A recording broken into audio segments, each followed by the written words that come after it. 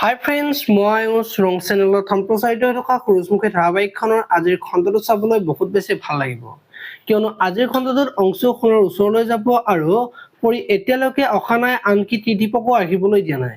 পৰিৰ আচৰণ মোৰ অকণমানো ভাল লগা নাই বুলি সোণক ক'ব আৰু তেতিয়া সোণে বা যে মেডিকেলত জীৱন মৰণৰ কাৰণে যুঁজি আছে সেই কথাটোক ক'ব নেকি, দেখিবলৈ পাব আজিৰ খণ্ডটোত।